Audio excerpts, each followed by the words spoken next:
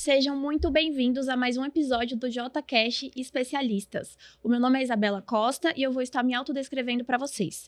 Eu sou uma mulher branca, de cabelo preto, olhos castanhos, e hoje eu estou vestindo uma calça preta e um blazer preto por cima. O tema de hoje é super importante. Ele é e-commerce. Liderança e inovação no e-commerce, desafios e estratégias.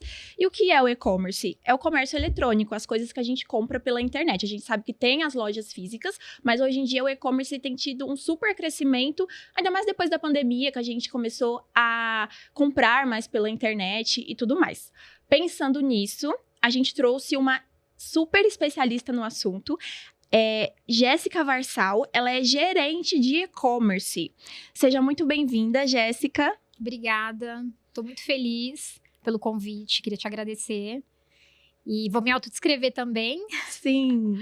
Eu sou parda, cabelos pretos, também estou vestida de preto, calça jeans, na verdade, e um blazer preto.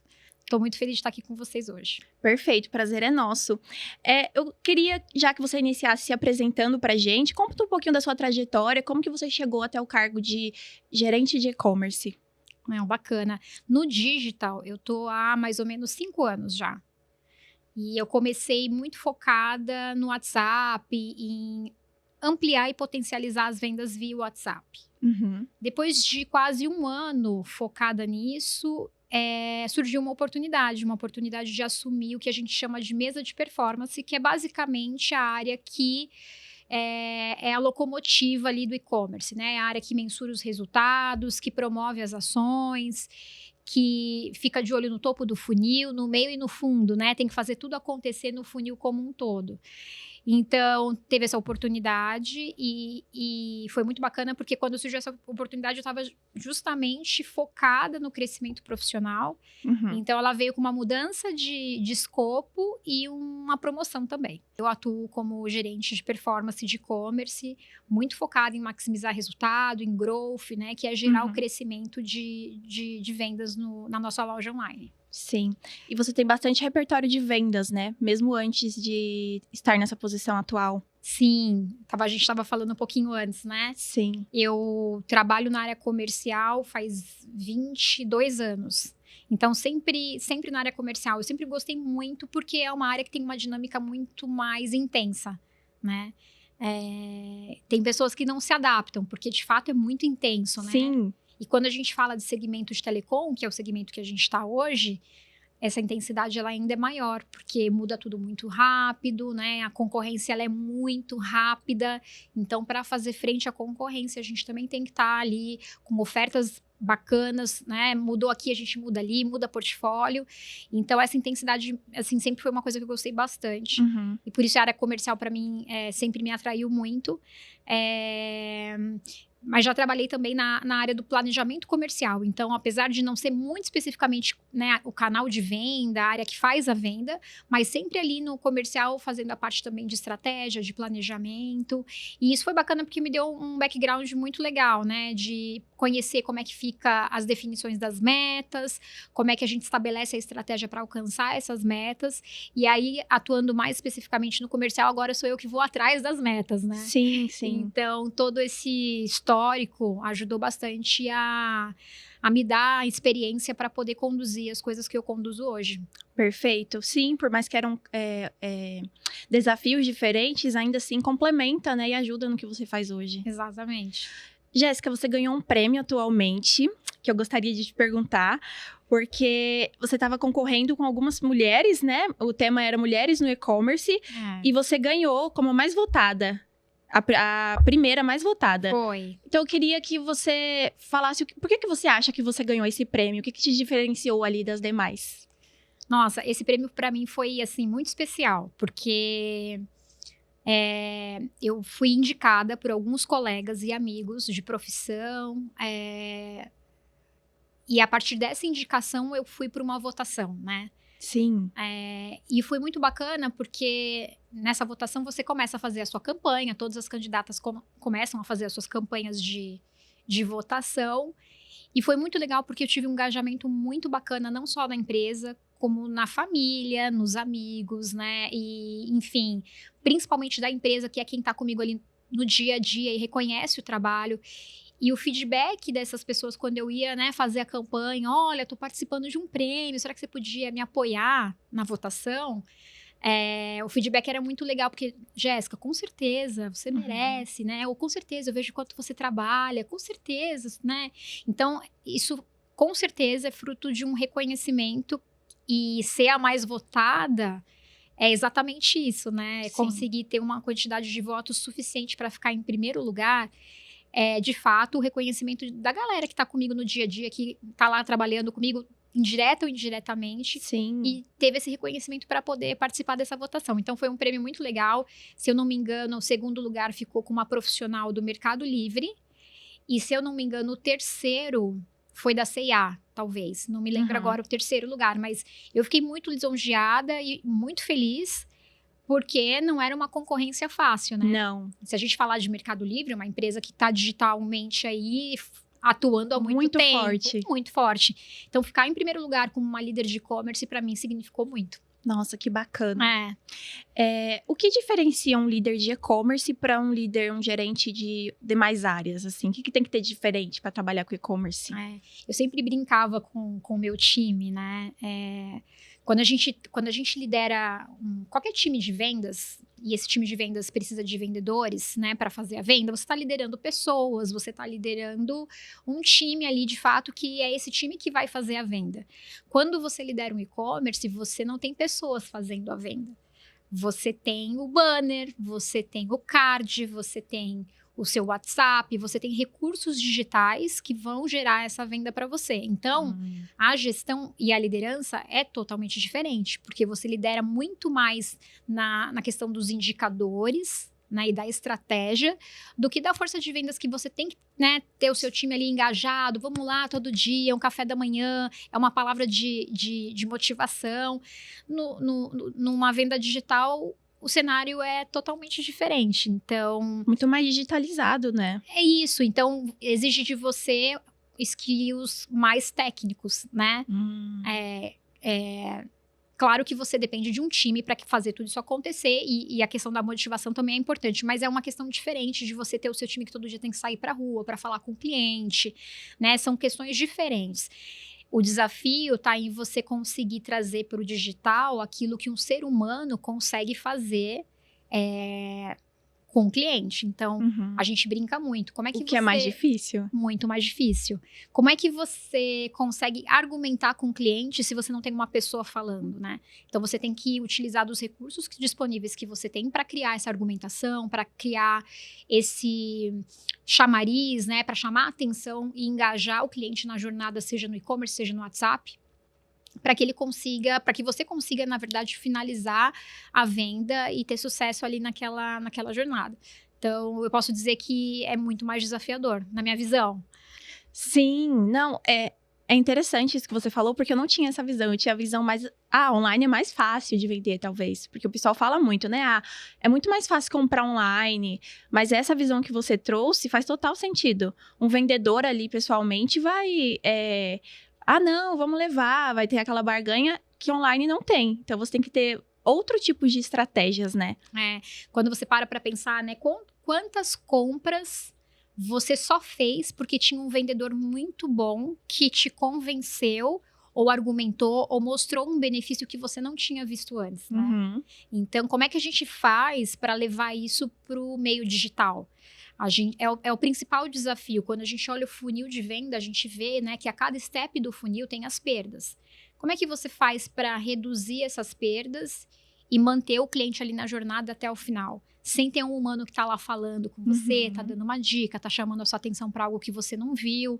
Então, você, seja numa jornada de conversação pelo WhatsApp, seja numa jornada de compra por um app ou por um e-commerce na web, você tem que utilizar dos principais e dos melhores recursos que você tem para conseguir trazer a atenção do cliente e fazer ali a venda e converter ele no final da jornada. Sim, perfeito. Sim. Como você faz a gestão das vendas? São diferentes canais que você acompanha?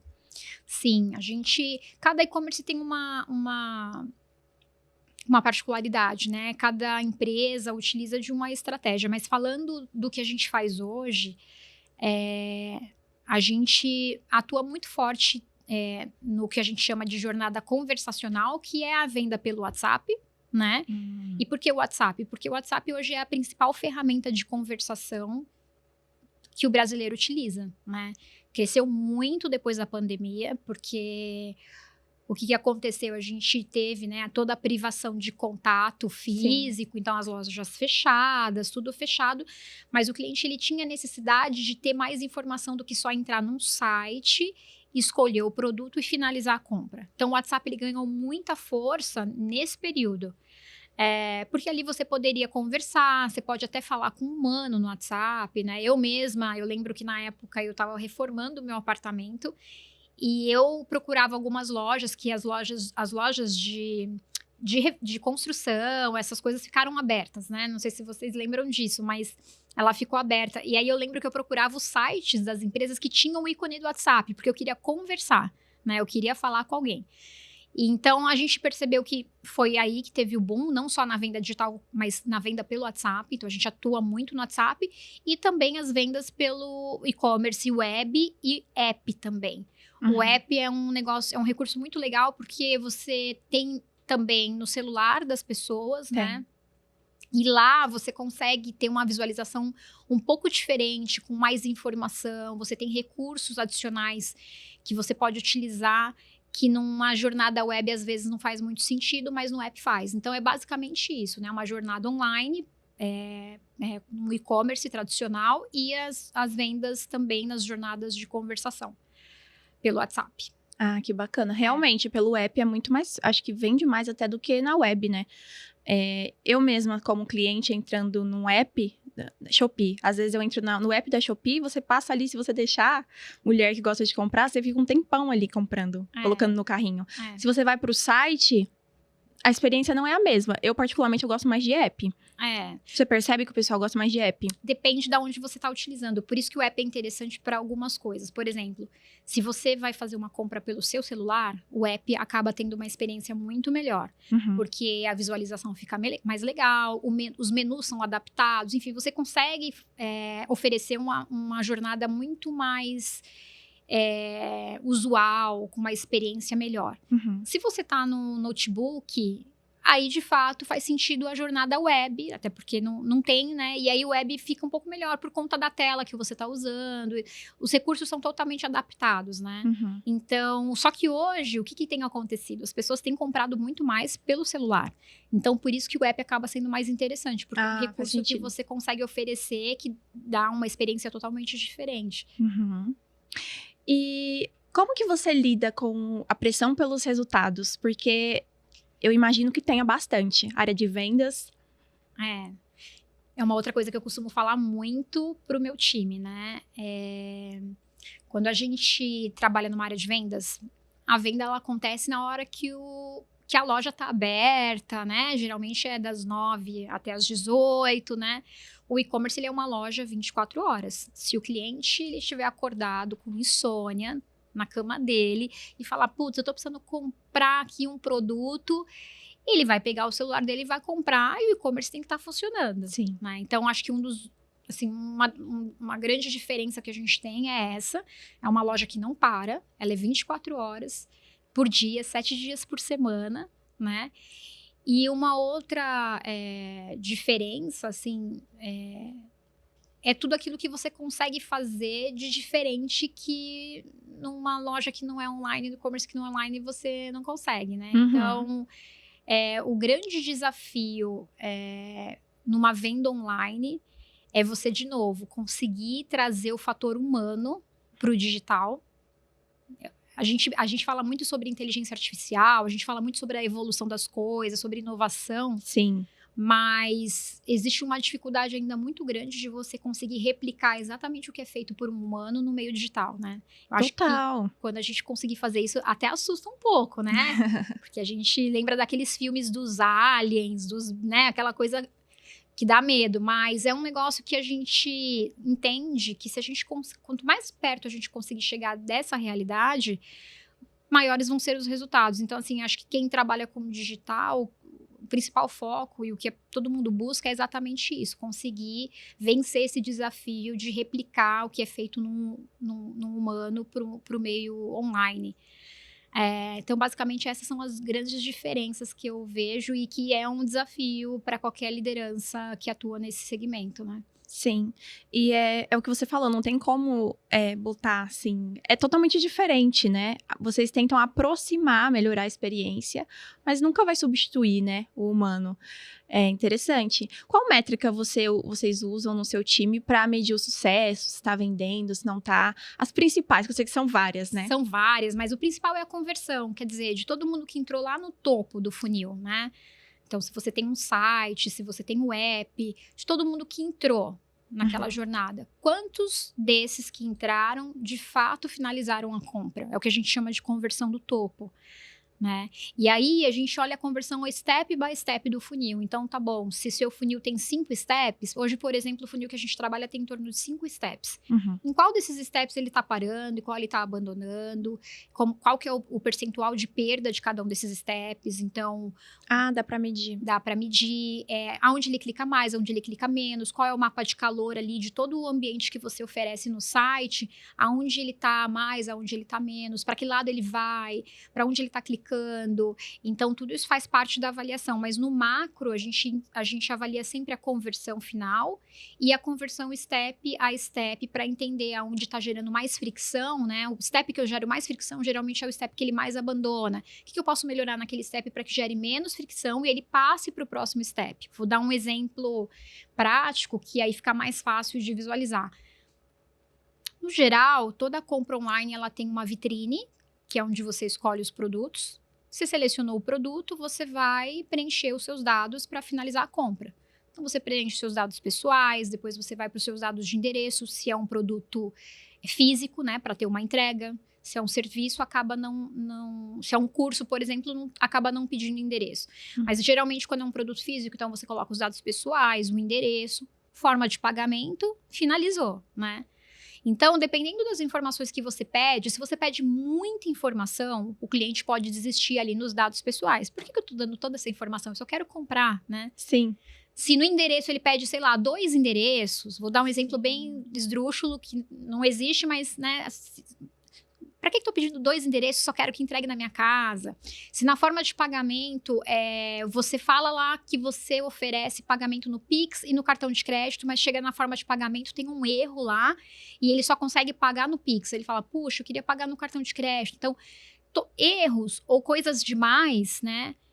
Geram fricção. E é essa fricção que faz o cliente abandonar. Então, a evolução sempre de uma jornada é você sempre buscar aprimorar esses fluxos, reduzir fricção para que a conversão possa ser ainda mais alta. E no final, quanto mais cliente converter, melhor, né? Sim. Você comentou sobre os pontos de fricção, pedir muita informação, e faz total sentido. Eu lembro que várias vezes às vezes a gente vai comprar quando a gente tá deitado, né? Sim. Sempre, a gente vai dar aquela última mexidinha, e tem lugares que pede o dia que eu tirei meu RG, por exemplo. Data de emissão, né? Data do de RG, emissão. Na hora eu fecho. Porque até você... eu vou Você não levantar lembra, agora. né? Eu lembro o meu número do RG, mas a data... E faz verdade. Não é? Isso acontece comigo também. Sim. É um ponto de fricção, com certeza. Com certeza. Ou às vezes, já aconteceu muito, eu selecionei o produto, fui lá e tudo mais. Quando eu vou preencher, eu vejo que o formulário é gigante, eu já abandono também. Sim. Né? E aí, o que alguns e-commerces têm feito, e a gente fez isso no nosso, com certeza, você divide esse formulário. Antes, se você for lembrar lá atrás, era um formulário só. Você preenchia os seus dados, o endereço, o pagamento, tudo numa coisa só. O que as empresas têm feito? Elas têm dividido esse formulário. Então, primeira tela, só dados pessoais. Segunda tela, só endereço. Terceira tela, só pagamento, por exemplo. Porque aí... Poxa, se ele abandonar na primeira etapa, pelo menos eu já tenho o telefone, eu já tenho algum dado para, né, chamar esse cliente de novo. Então, esse é um recurso, por exemplo, que pode ser feito para a gente, nesse caso, reduz um pouco de fricção, porque se você vai, né, mostrando aos pouquinhos o tamanho do formulário, é diferente do que você mostrar de uma vez o tamanho do formulário. Tudo numa tela. Tudo numa tela. O cliente pode assustar e falar, não vou, agora eu não tenho tempo. Às vezes não é nem porque ele não quis. Agora eu tô sem tempo, depois eu volto. E nunca mais volto. E nunca mais volta. É verdade.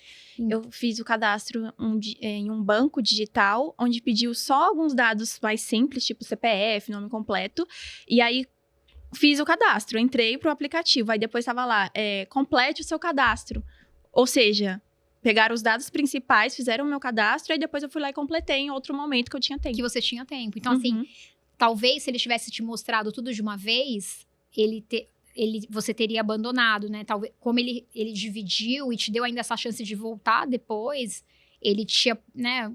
Assim, com certeza ele te recuperou, né? Com certeza. Com certeza. Eu queria mudar um pouquinho de assunto com você. Claro. Eu não queria perder a oportunidade de perguntar para você sobre carreira. Legal. Se você quisesse hoje ser promovida, subir de cadeira, como você faria, assim, um planejamento de carreira? Eu sei que um planejamento de carreira é denso, mas, assim, quais pontos principais, né? Você pode citar. E como você iria identificar oportunidades ali na área que você trabalha? Eu acho que essa é uma pergunta importantíssima, né? E gera muita dúvida em muitas pessoas que estão buscando crescimento e tudo mais. Eu vejo que um dos pontos, assim, super importantes é a questão de você entender em que momento você está, né? E para isso, você precisa muito da ajuda de um gestor, de um colega, de pessoas que estão próximas para te dar um feedback honesto, né? Tem muita gente que pede feedback e não aceita, né?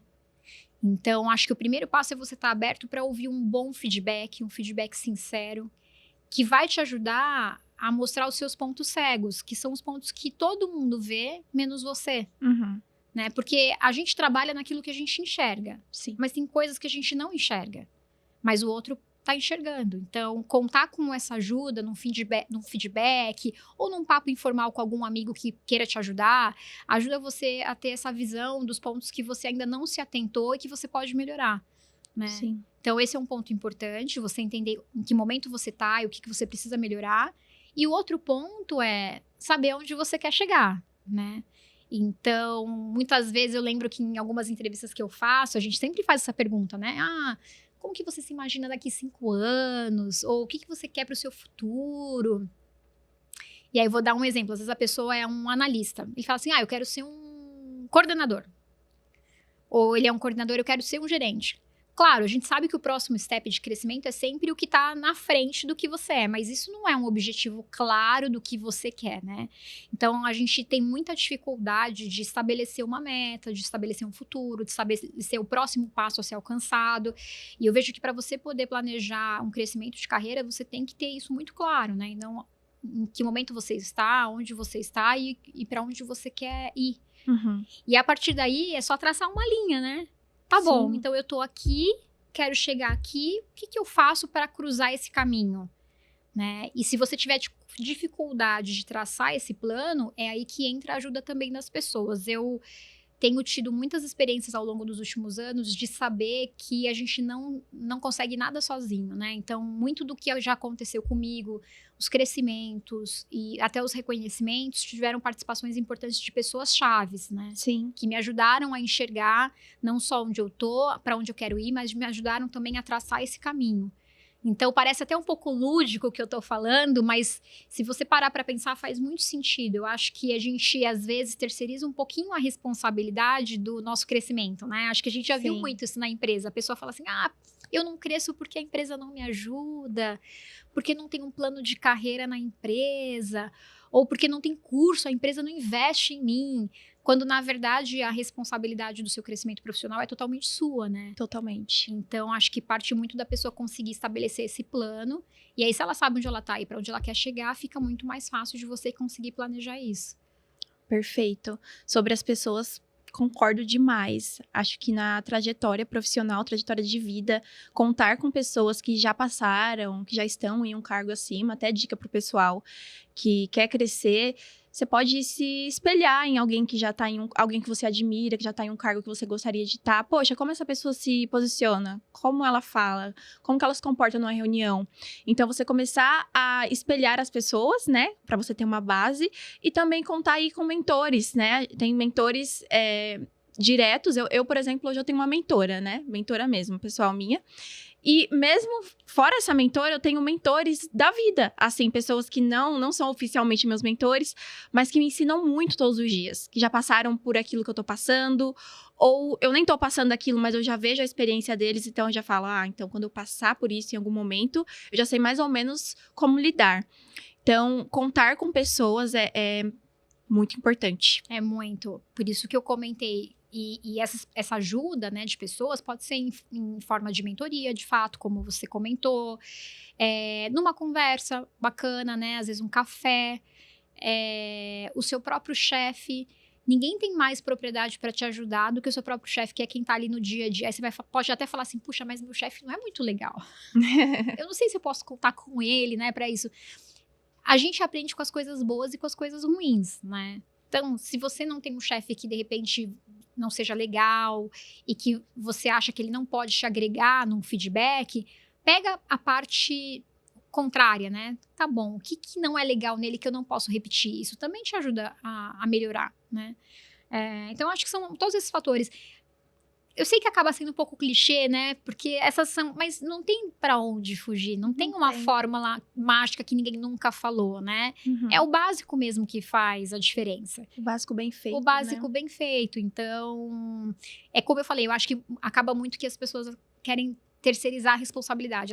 É mais fácil. É mais fácil. Já pensou alguém chega em você e fala assim, tô olhando pra você aqui, você tem cara que você vai ser muito boa nessa área.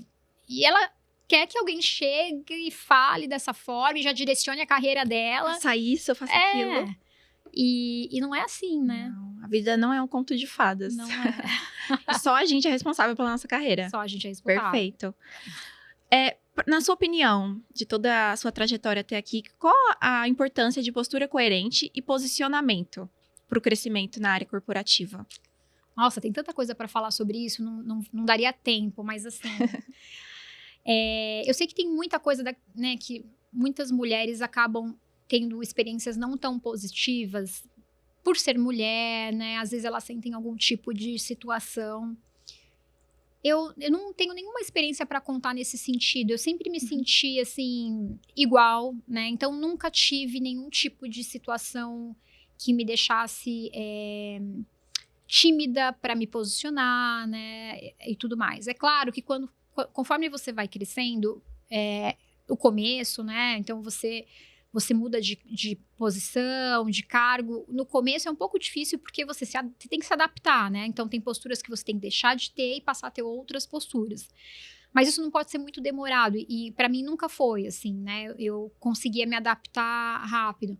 Mas tem algumas coisas que para mim foram chaves. Por exemplo, uma vez um líder disse para mim assim... Jéssica, se você foi convidada para essa reunião, é porque esperam que você fale. Então, não se intimide quando você chegar numa reunião. Participe da discussão. Isso, para mim, foi libertador. Uhum. Porque eu falei, nossa, é verdade. Se eu tô aqui, eu tenho o direito de falar, de me colocar na mesa.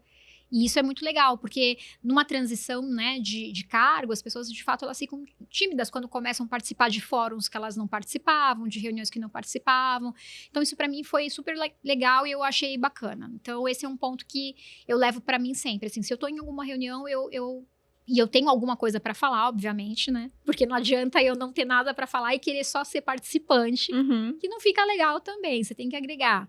Mas se tem alguma coisa bacana para complementar, para agregar, uma dúvida, né? Uma dúvida, às vezes você não tem nada, mas poxa, tira uma dúvida, né? Às vezes as pessoas têm vergonha de tirar dúvida e tal. Então, se você está na reunião, use esse espaço, porque você tá lá por algum motivo, né? E tem outras coisas que eu percebi, isso já faz um tempo, que tudo depende da sua iniciativa. Então, às vezes, já vi muitas situações. Assim, puxa, meu chefe não me dá oportunidade. Meu chefe não me dá oportunidade. Ou meu chefe falou que isso aqui é com tal pessoa. E aí, isso aqui é com tal pessoa. Eu vou lá, me fecho e deixo só a outra pessoa fazer. Mas, às vezes, o seu chefe deu aquilo para aquela pessoa porque ele não viu iniciativa em você, né? Então, que tal você mostrar que você também, se é uma coisa que você quer fazer, que você também quer fazer, que você tá disposto, né? Não tem como ele adivinhar também, Não tem né? como ele adivinhar. Então, se você tá numa postura mais retraída, ele vai dar de acordo com o seu apetite, Sim. né? Até porque ele tem muita gente pra gerenciar e às vezes você tá ali se gerenciando. Então é mais fácil você chegar nele e levantar a mão ou ele parar tudo que ele tá fazendo pra observar os colaboradores. Exato. Faz mais sentido você, né, levantar a mão e falar, olha, eu quero participar mais disso aqui, quero entrar em X agenda. Isso, esse é um ponto. E aí, isso acaba pegando várias questões, né? Por exemplo, de todas as vezes que eu fui promovida, teve uma iniciativa minha de falar, eu quero dar o próximo passo. Uhum. E eu lembro que de gestores anteriores que eu já tive, eles sempre comentavam comigo, Jéssica, o mais importante não é o conhecimento técnico, porque isso você adquire com o tempo. O mais importante é a disposição. Total. É o interesse, né? É o compromisso.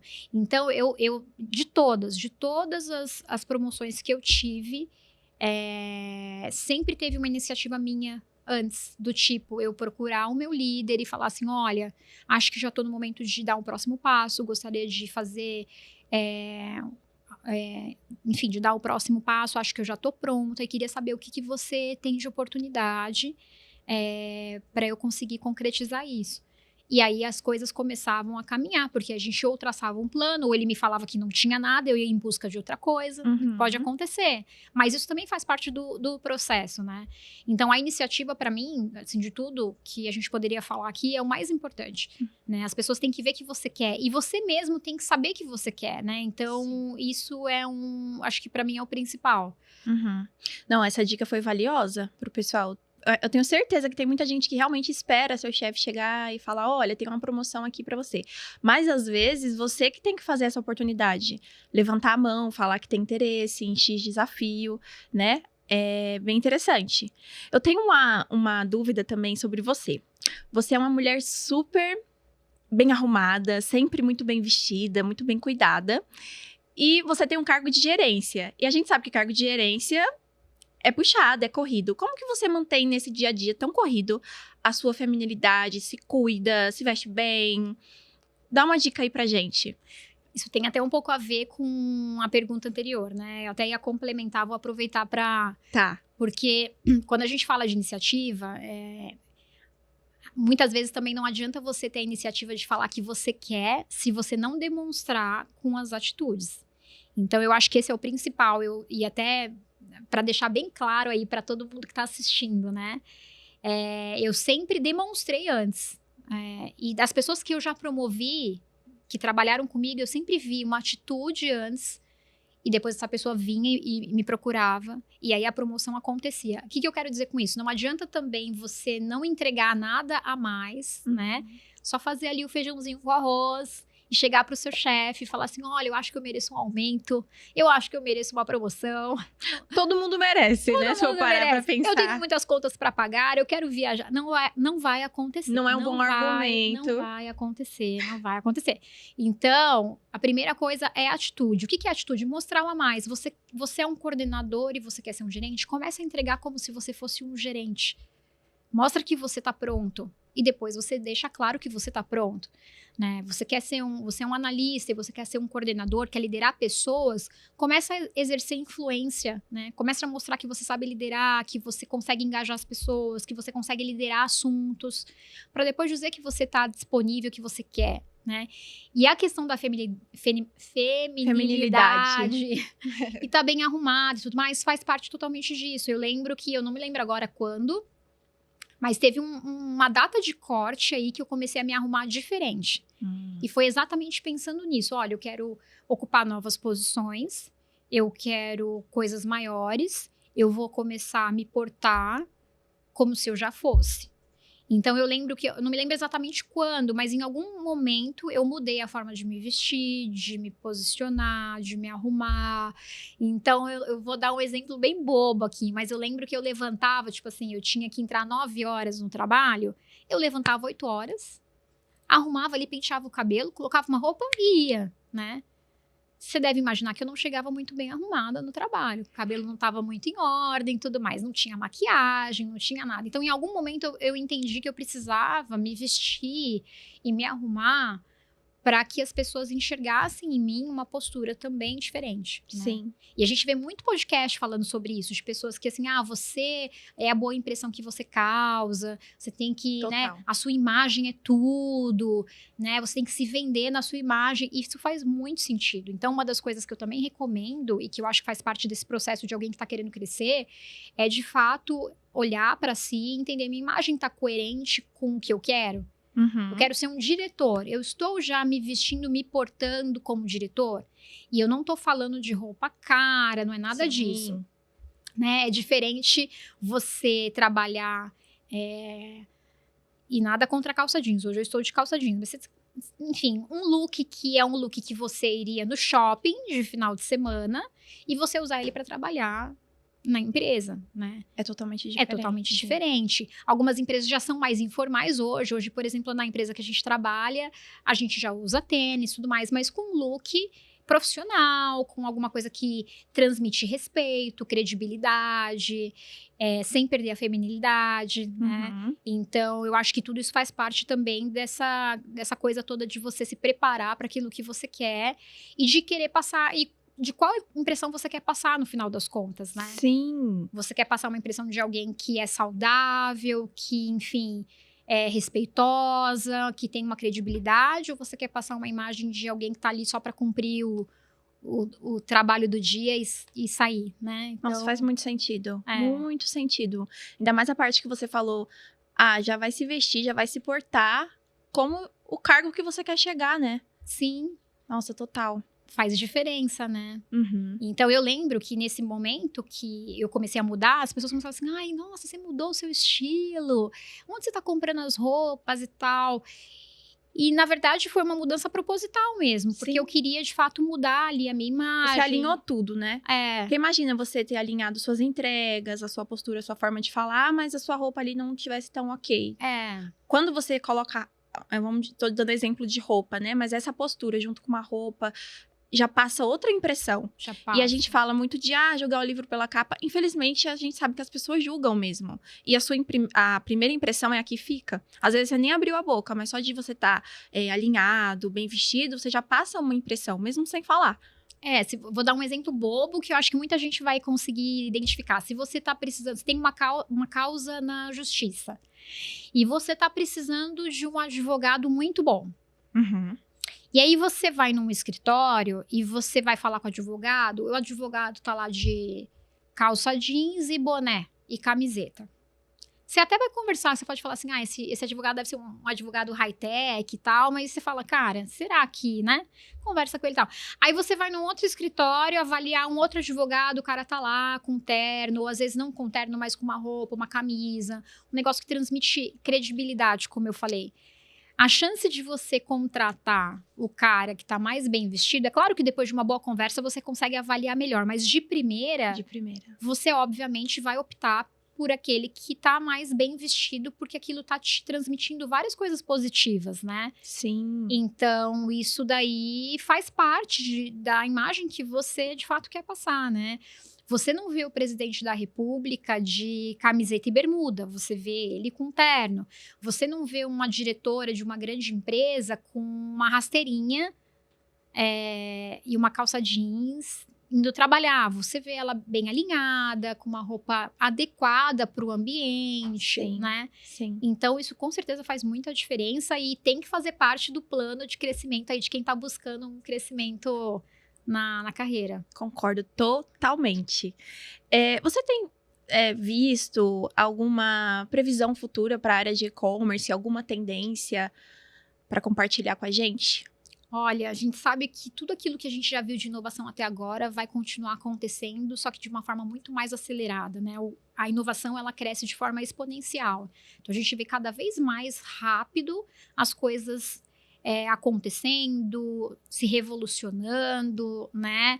O que eu vejo de tendência, com certeza, é cada vez mais o uso da inteligência artificial, né?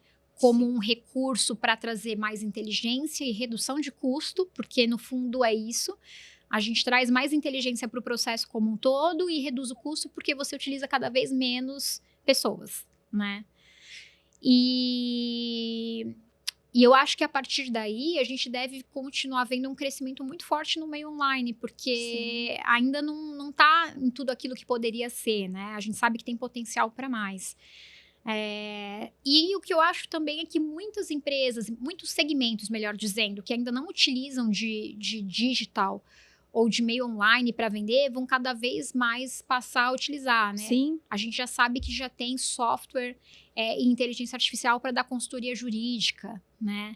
A gente já sabe que tem, enfim, em N situações, o uso de recursos tecnológicos para poder fazer aquilo que um humano fazia. E cada vez isso vai acelerar mais. Então, a tendência que eu vejo é essa, de grandes inovações, mais inteligência cada vez mais, sempre focando em ter mais conversão, em atrair cada vez mais a audiência, a atenção do cliente e reduzir custo cada vez mais também.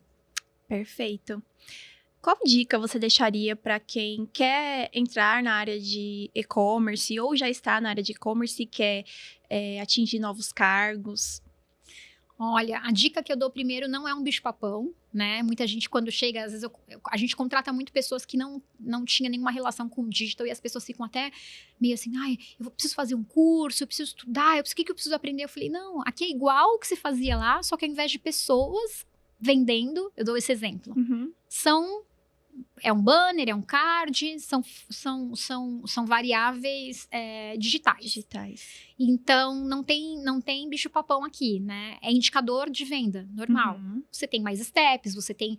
E o mais legal, minha visão, assim, é que no e-commerce, em tudo aquilo que é digital, você tem muito mais condição de avaliar as coisas, de quantificar, de mensurar, do que quando não é um digital.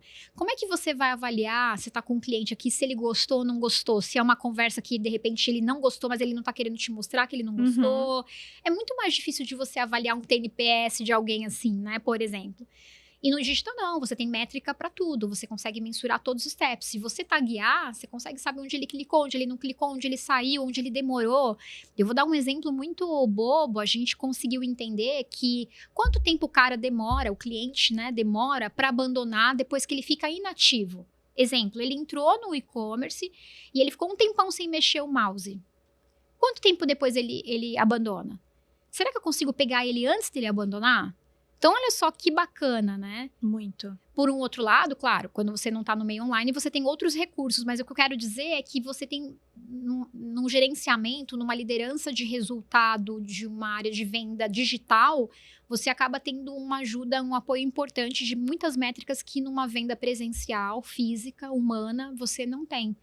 Então, eu acho que para quem quer trabalhar com isso, primeiro, não enxergar como um bicho-papão, como eu falei, né? E se você se interessa por tecnologia, inovação e você gosta dessa parte, é um mundo, assim, é um parque de diversões, né? Sim. Então, eu incentivo muito e recomendo muito que, enfim, quem tem interesse nessa área, trabalhe mesmo com isso, porque é um segmento muito legal, um mercado muito bacana. Tem muitas possibilidades. Muitas possibilidades e cada vez se inovando mais. E eu vejo que o futuro, de fato, tá aí, né? Então, é algo que você pode apostar e se desenvolver e crescer muito na carreira trabalhando com isso.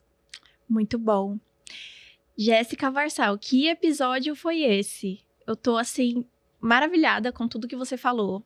Você é uma inspiração de verdade como profissional, ainda mais para nós mulheres, eu acho muito importante, sabe, essa representatividade. Mulheres conseguir ver que tem como trabalhar com tecnologia, vendas, alcançar cargos de liderança. Então, eu te agradeço imensamente por todo o conhecimento que você passou pra gente aqui hoje. Muito obrigada pela sua presença, viu? Eu que agradeço de novo pelo convite, também gostei muito do nosso bate-papo, espero ter ajudado aí o pessoal.